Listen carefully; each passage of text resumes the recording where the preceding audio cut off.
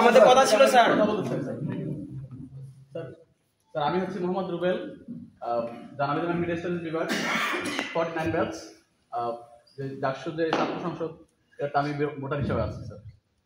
তো স্যার আমরা প্রথমে আমাদের এখানে আমাদের কিছু আছেন, সাধারণ শিক্ষার্থী আছেন, আমাদের কিছু কথা বলতে চাই।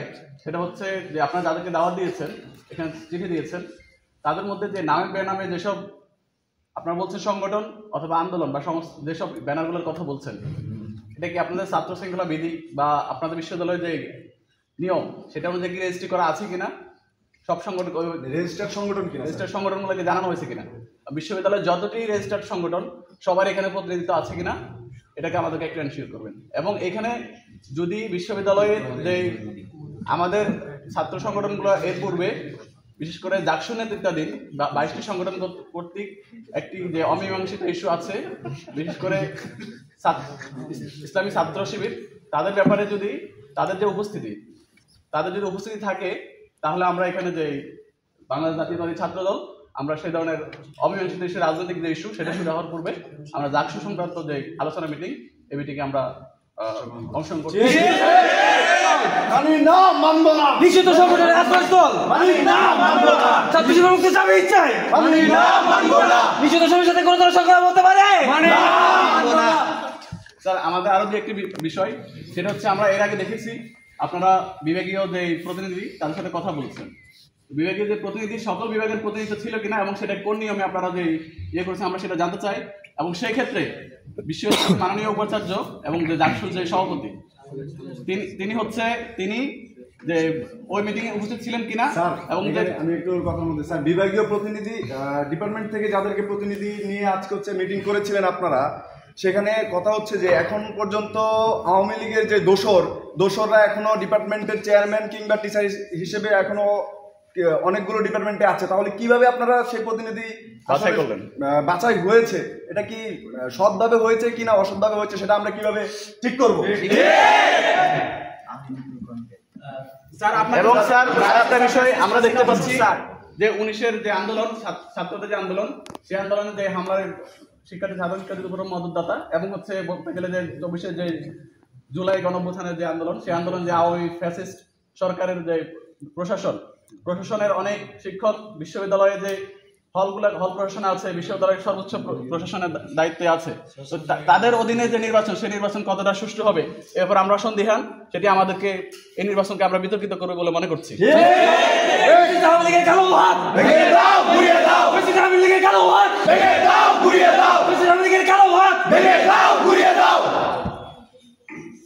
স্যার এর আগে হচ্ছে গতকাল আপনারা বিশ্বকবি রবীন্দ্রনাথ ঠাকুর হলে একটি করেছেন, মতবিনিময় সভা করেছেন।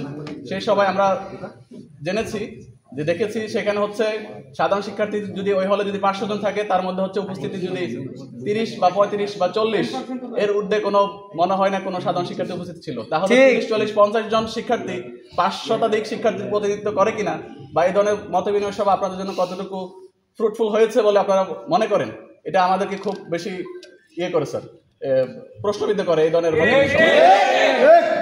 অতএব স্যার এই ধরনের পাতানো মতবিনিময় সভা আমাদের কাছে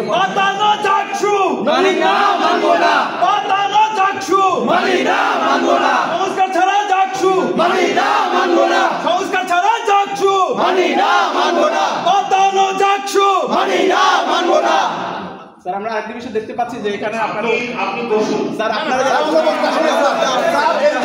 এইখানে গত আওয়ামী লীগের যে দোসর, আওয়ামী লীগের বঙ্গবন্ধু শিক্ষক পরিষদের আমাদের শিক্ষক সোহেল আহমেদ স্যার উপস্থিত আছেন।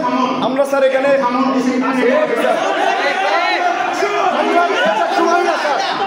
আমরা পাতানো এক সময় না স্যার।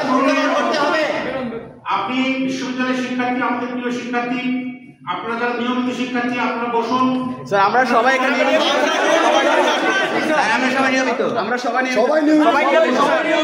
এখানে আসন গ্রহণ করুন, তারপর কথা বলুন। সংস্কার ছাড়া জাকসু মানি না, মানব না।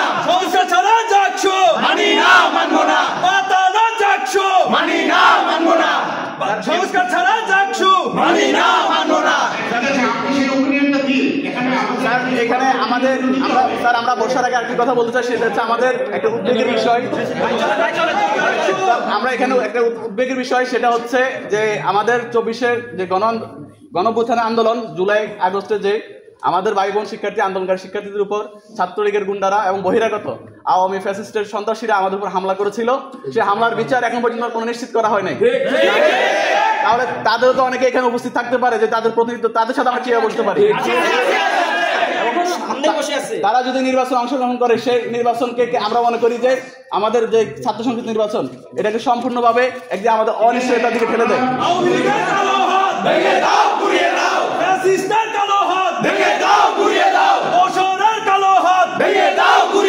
সংস্কার ছাড়া চাকসু মানি না, মানবো না। সংস্কার ছাড়া চাকসু মানি না, মানবো না।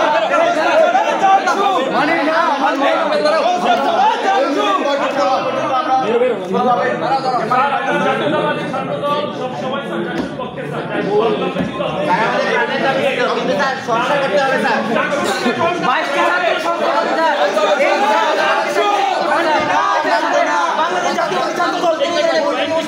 আমাদের দাবি করে দিয়ে